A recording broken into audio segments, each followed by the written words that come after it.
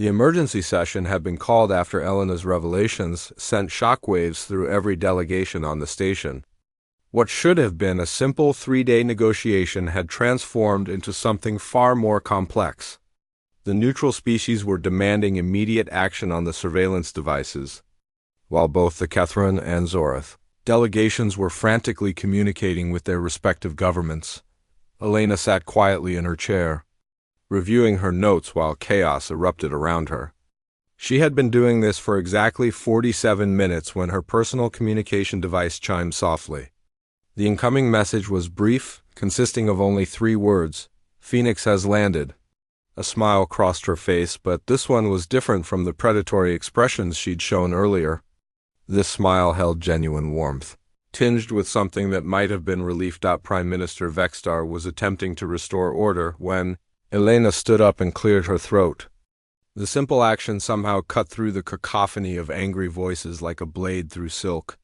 "If I may," she said politely, "I've just received word that additional resources are now available to help resolve our current difficulties." General Thrakmer, who had been in heated discussion with his military attaché, turned to glare at her. "What additional resources?" "The Terran Federation has exactly 1 vessel in this sector, and it's a civilian transport ship." "Actually," Elena replied, checking her communicator again, "we have 2 ships now. The TFS Phoenix arrived approximately 3 minutes ago." Before anyone could respond, Prime Minister Vexstar's own communication array began broadcasting an urgent message from the station's traffic control center. "Station Command, this is traffic control. We have an unscheduled arrival at coordinates 7-7-Mark-4. The vessel isn't showing up on our sensors, but we're receiving a standard diplomatic identification beacon." Vexstar activated his holographic display, which showed the area of space around the station. There was nothing visible at the indicated coordinates except empty space and distant stars. "Traffic control, confirm your readings," Vexstar commanded. "I show no vessel at those coordinates." "Sir, the beacon is definitely there, but we can't get a visual or sensor lock. The ship appears to be using some kind of advanced stealth technology. They're requesting permission to dock at Bay 7. Elena stood and moved to the chamber's main viewport, a massive transparent aluminum window that provided a spectacular view of the surrounding space. She raised her hand and made a subtle gesture toward the empty area where traffic control had detected the beacon. The space shimmered like heat waves rising from hot pavement. And suddenly a ship materialized out of nothing. The collective gasp from every being in the chamber was audible even over the background systems. The vessel that appeared was unlike anything they had ever seen. Sleek and predatory, it seemed to absorb light rather than reflect it. Its hull was a matte black that seemed to drink in the surrounding starlight, and its lines suggested speed and violence in equal measure. "Ladies, gentlemen, and honored beings of all species," Elena announced pleasantly, "may I present the TFS Phoenix, flagship of the Terran Special Operations Fleet?" General Thrakmer's scaled hands gripped his chair so tightly that the metal began to bend. "That ship just appeared out of nowhere. Our sensors detected nothing. How is that possible?" "Oh, that's just standard human stealth technology," Elena said with casual indifference. "We found it quite useful for diplomatic missions." Hive Queen Zarthik's compound eyes were fixed on the vessel with what could only be described as terror. "The Zorath Confederacy has the most advanced sensor networks in known space. Our deep space monitoring stations would have detected any ship entering this system." Elena tilted her head thoughtfully. "Would they? That's interesting. The Phoenix has actually been in system for approximately 6 hours. It was conducting a detailed sensor sweep of all vessels present before making contact. The implications hit the chamber like a physical blow. If a human vessel could remain completely undetected while conducting active scans of military ships from 2 of the galaxy's major powers, then everything they thought they knew about human technological capabilities was wrong. 6 hours? Prime Minister Vexstar's voice cracked slightly. "They've been watching us for 6 hours without anyone knowing they were here?" "Standard procedure," Elena confirmed. Human diplomatic protocols require a full tactical assessment of any situation before our representatives make contact. We like to know exactly what we're walking into. As if summoned by her words, Elena's communicator chimed again. She glanced at the incoming message and smiled. Ah, perfect timing. Captain Morrison would like to join our negotiations. I trust there are no objections to an additional member of the Terran delegation? Before anyone could answer, the chamber's main doors slid open with a soft pneumatic hiss. The being who entered was clearly human, but unlike Elena's diplomatic attire, he wore what could only be described as combat armor. The suit was the same light-absorbing black as his ship, and it moved with the fluid grace of advanced powered assistance. Captain Morrison was tall, even by human standards, and his presence seemed to fill the chamber despite his relaxed posture. His helmet retracted as he walked, revealing a scarred face and gray eyes that missed nothing. "Ambassador Rodriguez," he said, his voice carrying the crisp authority of military command. "I trust the negotiations are proceeding smoothly." "There have been some interesting developments," Elena replied diplomatically. General Thrakmer and Hive Queen Zarthik were just expressing curiosity about human technological capabilities. Morrison's gaze swept the chamber, pausing briefly on each delegation before returning to Elena. "I see. Perhaps a demonstration would be helpful?" He touched a control on his armor, and suddenly every electronic device in the chamber began displaying the same information. Holographic projectors, personal communicators, even the environmental control system started showing. Detailed technical specifications for every ship in the system. These are the complete technical readouts for every vessel currently docked at this station, Morrison announced conversationally. Engine specifications, weapon systems, shield configurations, crew complements, and current power levels. The Phoenix's sensors mapped everything during our approach. General Thrakmer stared at his personal display in horror. It was showing information about his flagship that should have been protected by military-grade encryption. "This is impossible," he whispered.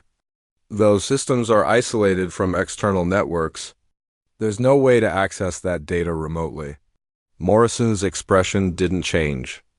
"General, human computer technology is based on quantum processing systems that can analyze and defeat encryption algorithms in real time. What you consider impossible is what we consider routine information gathering." Hive Queen Zarthik's mandibles were clicking so rapidly they sounded like machine gun fire. "The data on our vessels? Some of that information is classified above my clearance level. How do you have access to Zorith military secrets?" "Oh, that's not from your ships," Elena interjected helpfully. "We've been monitoring Zorith communication networks for the past 18 months, along with Kethran networks, Androian diplomatic channels, and the intelligence services of approximately 37 other species." The silence that followed was so complete that the station's life support systems sounded like thunder. Captain Morrison activated another control, and the holographic displays changed to show a three-dimensional map of the entire galactic sector. Hundreds of small indicators showed the positions of military fleets, trade vessels, and civilian populations across dozens of star systems. "This is the current tactical situation," he explained with the detached professionalism of a military briefer. "Real-time intelligence gathered by the Terran Monitoring Network. We track the movement of every significant vessel in this region of space." Prime Minister Vexstar found his voice first. "You've been spying on everyone?" "Spying?" Elena looked genuinely puzzled by the accusation. "No, Prime Minister. Spying is what you do to enemies. This is what we call maintaining situational awareness." Captain Morrison nodded in agreement. "The Terran Federation considers information to be a strategic resource, just like energy or raw materials. We gather it, process it, and use it to maintain stability in our region of influence." "Your region of influence?" General Thrakmer roared, his earlier fear transforming into indignation. "This sector has been controlled by the Kethran Empire for over 800 years. "Was controlled," Elena corrected gently. Past tense. The situation has evolved significantly since the Terran Federation became involved in galactic affairs. Morrison touched his controls again, and the holographic display zoomed out to show an even larger area of space. The image now covered nearly a quarter of the galaxy, with various regions marked in different colors. The green areas represent space under direct Terran administration, he explained. Blue indicates allied governments that have requested our protection. Yellow shows neutral zones where we maintain peacekeeping forces. Red marks regions experiencing active conflict that require our intervention. General Thrakmer stared at the display in growing horror. The area of space controlled or influenced by the Terran Federation was enormous, encompassing dozens of major star systems and hundreds of. The main conference chamber of Andorian Peace Station was a marvel of diplomatic engineering.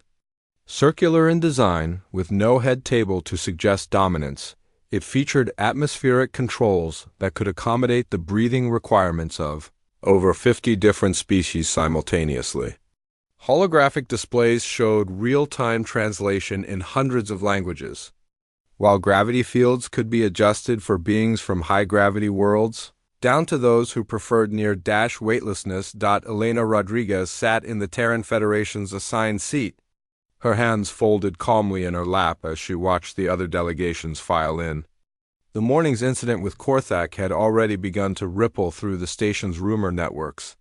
She could see it in the sideways glances, the whispered conversations, the way other diplomats now maintained a respectful distance when passing her position, Prime Minister. Vexstar called the session to order with a series of harmonic tones that his species used for formal occasions.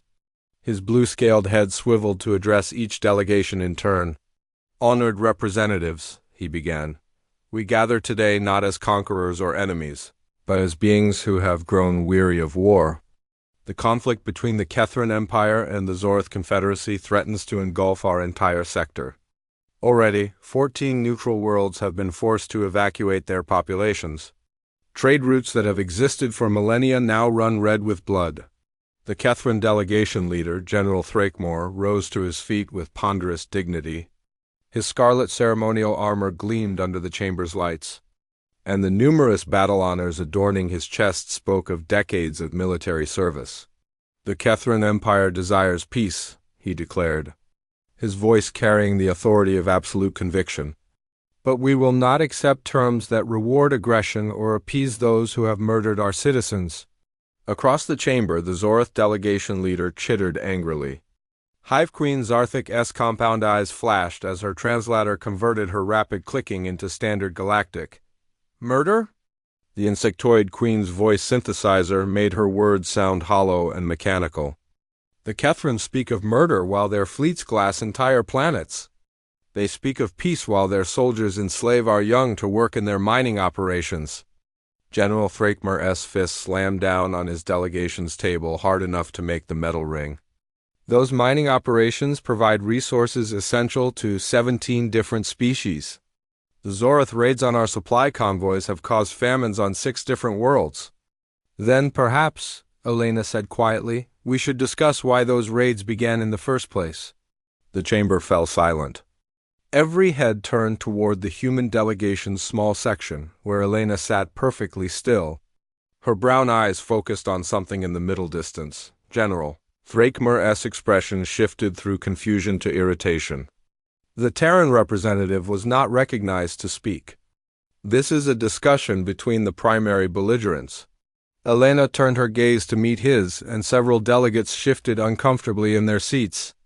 There was something unsettling about the way the human looked at people now, as if she were calculating exactly how long it would take to reach them, and what methods would be most effective for different purposes. "My apologies." "General," Elena said with perfect diplomatic courtesy, "I was under the impression that this was a peace conference, not a continuation of your war by other means." Before Thrakmer could respond, Prime Minister Vexstar intervened with diplomatic haste. "The Terran Federation is indeed a recognized participant in these negotiations. Ambassador Rodriguez, please share your thoughts." Elena rose smoothly to her feet, and there was something predatory in the movement that made several nearby diplomats lean away from her. Thank you, Prime Minister. I've spent the last 6 months reviewing the historical records of this conflict, and I believe there may be some fundamental misunderstandings about its origins. She activated her delegation's holographic display, which showed a three-dimensional map of the disputed sector. Red indicators marked Kethrin-controlled systems, while blue showed Zorith territory. Between them, a scattering of neutral worlds glowed yellow. The official records state that hostilities began when Zorith raiders attacked a Kethrin mining operation in the Vega 7 system. Elena continued. But earlier records show that Vega 7 was originally a Zorith colony world, evacuated 300 years ago due to solar instability. Hive Queen Zarthik's mandibles clicked rapidly. The evacuation was temporary. Our scientists said the star would stabilize within 500 years. We left marker beacons claiming the system. General Thrakmer snorted dismissively. Ancient claims have no meaning. The system was empty when our miners arrived. Galactic law is clear about abandoned territories. Interesting interpretation, Elena said, her fingers moving across her control interface. The hologram shifted, showing mineral extraction rates over the past decade, especially considering that Kethrin mining operations extracted 17 billion tons of rare earth elements before the Zorith returned. Elements that just happened to be essential for manufacturing the guidance systems in Kethrin plasma torpedoes. The chamber erupted in surprised murmurs. Several neutral delegates began frantically accessing their own databases. Confirming Elena's figures, Elena continued, as if she hadn't just revealed information that called into question the entire justification for the war. Of course, the Zorith response was hardly proportional. 17 convoy raids resulting in over 3,000 casualties, including civilian crews who had nothing to do with the mining operation. Now it was Hive Queen Zarthik who looked uncomfortable, her compound eyes shifting between different sections of the chamber. Our young were starving, she chittered defensively. The convoys carried food supplies that should have been delivered to neutral worlds, but Kethrin bureaucrats delayed them to pressure those worlds into supporting their territorial claims. Elena nodded thoughtfully. Yes, I noticed that pattern as well. 7 neutral worlds that had previously maintained strict neutrality suddenly began leasing military bases to Kethrin forces shortly after experiencing mysterious supply shortages. General Thrakmer rose to his full imposing height. These accusations are baseless. The Terran representative implies conspiracy where none exists. Oh, I'm not implying anything, Elena said with that same disturbing smile she'd used on Korthek.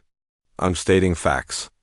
Would you like me to provide the communication intercepts that prove coordination between Kethrin Military Command and the shipping companies that delayed those supply runs? The silence that followed was deafening. Elena looked around the chamber, meeting the eyes of diplomats who suddenly realized they were dealing with someone far more dangerous than they had imagined. The humans have intelligence networks in our territory? General Thrakmer demanded, his voice rising to a roar. This is an act of espionage. Espionage? Elena tilted her head as if considering the word. That's an interesting accusation from someone whose government planted listening devices in the quarters of 12 different delegations on this very station. She gestured toward her display again, which now showed a technical schematic of several bug-like electronic devices. Kethrin Model X-47 surveillance units, to be precise. Very sophisticated. Your intelligence services should be commended on their engineering. Though I have to question the wisdom of using devices with such distinctive power signatures. Prime Minister Vexstar looked like he was about to have a cardiac incident. Ambassador Rodriguez, these are very serious accusations. Do you have proof of these alleged surveillance devices? Elena reached into her diplomatic pouch and withdrew a small metallic object about the size of a human fingernail. She placed it gently on the table in front of her. I found this one in my quarters this morning, she said pleasantly, quite cleverly hidden behind the atmospheric recycling unit. I imagine security sweeps would find similar devices throughout the station if they knew what to look for. The chamber exploded into chaos. Dozens of delegates began shouting accusations in different languages while their translators struggled to keep up. Several species that had remained neutral suddenly began demanding immediate security sweeps of their own quarters. Through it all, Elena remained perfectly calm, watching the proceedings with the detached interest of a scientist observing an experiment. When General Thrakmer began advancing toward her delegation's position with obvious hostile intent, she didn't move from her chair. "General," she said, her voice somehow carrying over the chaos, "I wouldn't advise any aggressive actions. Korthik learned this morning that humans don't respond to intimidation the way you might expect." Thrakmer stopped as if he'd hit a force field. Around the chamber, other delegates began to quiet down as they remembered the rumors about the morning's incident. "What exactly are you, human?" the Kethran general demanded. Elena considered the question seriously. "I'm a diplomat, General. Specifically, I'm a diplomat from a species that understands warfare in ways your people have forgotten." She stood up, and somehow the simple action seemed to fill the chamber with tension. "You want to know what makes humans different? It's not our technology. As you've correctly observed, most of our equipment is primitive compared to yours. It's not our physical capabilities, though I think Korthak might disagree. What makes humans unique is our perspective on conflict." Psst. The grand hall of the Andorian Peace Station buzzed with nervous energy. Representatives from 47 different species had gathered for what many hoped would be the most important diplomatic summit in galactic history. The war between the Kethran Empire and the Zorth Confederacy had raged for over a decade, consuming entire star systems and leaving billions dead in its wake. Ambassador Elena Rodriguez stood quietly in the corner, observing the controlled chaos around her. At first glance, she appeared unremarkable among the exotic alien diplomats. Average height for a human, dark hair pulled back in a simple style, wearing the standard gray diplomatic uniform of the Terran Federation.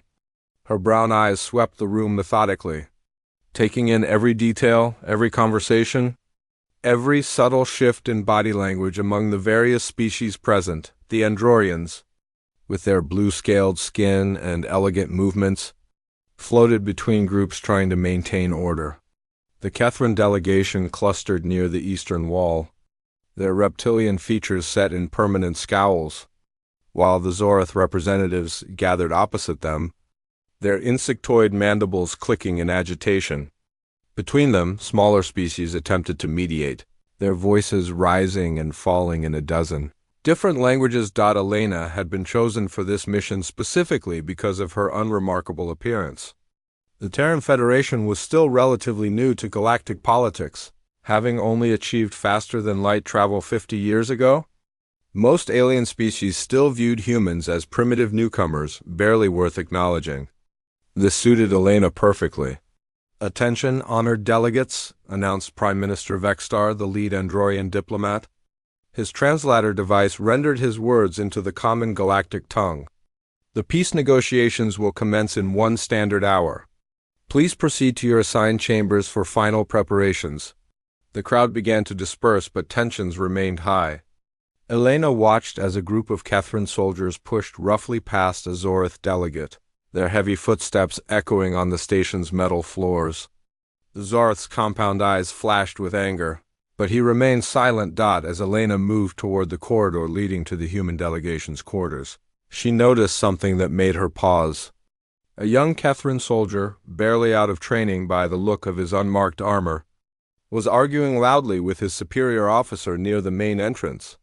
"They mock us with this charade," the young soldier hissed, his forked tongue flicking out in agitation. "The Zorth scum deserve no peace, only death. And these lesser species dare to mediate between their betters?" The older officer struck the younger one across the face with a scaled hand. "Silence, Korthak. We are here on direct orders from the High Command. You will conduct yourself with discipline, or I will personally ensure you spend the next cycle cleaning waste recyclers." The young soldier named Korthak rubbed his jaw but continued to glare around the room. His eyes swept past the various alien delegates dismissively until they landed on Elena, his lip curled in disgust. Look at that pathetic creature, he said, not bothering to lower his voice. The humans think they belong among civilized species. Soft, weak, barely able to survive on their own world without destroying it. What possible contribution could such primitives make to galactic affairs? Elena heard every word but showed no reaction. She had endured far worse insults during her years of service. Instead, she simply continued walking toward her quarters, her movements calm and measured. Korthek interpreted her lack of response as fear or submission. Emboldened, he stepped away from his superior officer and into Elena's path. "You there, primitive," he called out, his voice carrying across the hall. Several other delegates turned to watch. "Did your species leaders teach you no manners? It is customary to acknowledge your betters when they address you." Elena stopped walking but didn't turn around immediately. When she did face the Kethran soldier, her expression remained perfectly neutral. "I apologize if I appeared rude," she said in flawless Kethran, her accent surprisingly good for a human. "I was simply focused on reaching my quarters before the negotiations began." Korthek's eyes widened slightly at her use of his native language, but his antagonism only increased. "You speak our tongue like a hatchling," he sneered. "Poorly and with no understanding of proper inflection. Perhaps if your species spent more time learning from their superiors instead of destroying their own planet, you might achieve some small measure of civilization." The hall had grown quieter as more delegates noticed the confrontation. Elena was aware that every word would be analyzed and reported back to various governments. This was exactly the kind of incident that could derail negotiations before they even began. "I understand your frustration," Elena replied calmly, still speaking in Kethran. "Long journeys can make anyone irritable. Perhaps we should both focus on the important work ahead of us."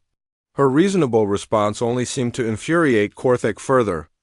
In Kethran culture, backing down from a confrontation was seen as weakness, and weakness invited further aggression. "Frustration?"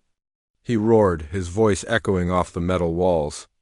"You dare suggest that I, a soldier of the mighty Kethran Empire, am merely irritable? Your arrogance knows no bounds, human." The older Kethran officer took a step forward, clearly recognizing that the situation was escalating beyond acceptable bounds. "Korthek, stand down immediately." "This is not—" "No!" the young soldier interrupted, his hand moving to the ceremonial blade at his side. "This insignificant creature needs to learn her place in the galactic order. Perhaps a lesson in respect is required." Elena's stance shifted almost imperceptibly. To most observers, she still appeared relaxed, but there was something different about the way she held herself now. Her weight had shifted slightly forward onto the balls of her feet, and her hands hung loose at her sides rather than clasped behind her back. "I have no wish for conflict," she said. But there was something in her tone that hadn't been there before. Something that made the Androrian peacekeepers start moving in their direction. Korthek either didn't notice or didn't care about the subtle warning in her voice. He stepped closer, using his considerable height advantage to loom over the human diplomat. "Your wish is irrelevant," he snarled. "You will prostrate yourself before a superior warrior and beg forgiveness for your insolence. Or I will teach you the consequences of disrespecting the Kethran Empire." The hall was completely silent now. Even the clicking of Zorath mandibles had stopped as every being present focused on the unfolding drama. Elena looked up at the towering soldier, her brown eyes meeting his yellow reptilian gaze without flinching. "I represent the Terran Federation at these peace negotiations," she said quietly. "Any action taken against me would be considered an act of aggression against my government." Korthek laughed, a harsh sound that resembled grinding metal. "The Terran Federation? You mean that collection of primitive worlds that barely qualified for galactic recognition? Your entire military couldn't defeat a single Kethran battlecruiser. What possible threat could you represent?" He reached out with one clawed hand and placed it on Elena's shoulder, applying pressure that would have brought most beings to their knees. Elena didn't move. "I will ask you once more to step aside," she said, her voice still calm but now carrying an edge that seemed to lower the temperature in the room. "I would prefer to resolve this diplomatically." Diplomacy is for equals, Korthek spat. You are nothing more than an animal pretending to civilization. That was when he made his fatal mistake. Whether driven by frustration at her lack of response or simply wanting to assert his dominance, Korthek drew back his massive foot and delivered what he intended to be a moderately forceful kick to Elena's midsection. In his mind, it would knock her down and demonstrate the natural order of things without causing permanent damage. The kick connected with Elena's ribs with a sound like a hammer hitting a tree trunk. The impact was solid, powerful enough to have shattered the bones of most species represented in the hall. Elena moved backward, exactly 3 steps from the force of the blow. Then she stopped, looked down at the point of impact, and calmly brushed a speck of dust from her uniform. The hall erupted in shocked gasps and clicking, sounds as every being present realized that something was very wrong. A kick from a fully grown Kethran soldier should have sent the human flying across the room. It should have broken ribs, caused internal bleeding, possibly even killed her outright. Instead, Elena Rodriguez stood exactly where she had stopped, completely unharmed, and looked up at Korthek with an expression that had transformed from diplomatic neutrality to something far more dangerous. That, she said softly, was a mistake. For the first time since the confrontation began, uncertainty flickered in Korthek's yellow eyes. He had felt the impact of his kick, had put his full strength behind it, but the human had barely been moved. It was impossible. Humans were weak, fragile creatures. Everyone knew that. What are you? He whispered, taking an involuntary step backward. Elena tilted her head slightly, considering the question. When she spoke again, her voice carried across the silent hall with perfect clarity. I am Ambassador Elena Rodriguez of the Terran Federation, duly appointed representative to these peace negotiations. She paused, and something that might have been a smile crossed her features. I am also Colonel Elena Rodriguez, foe.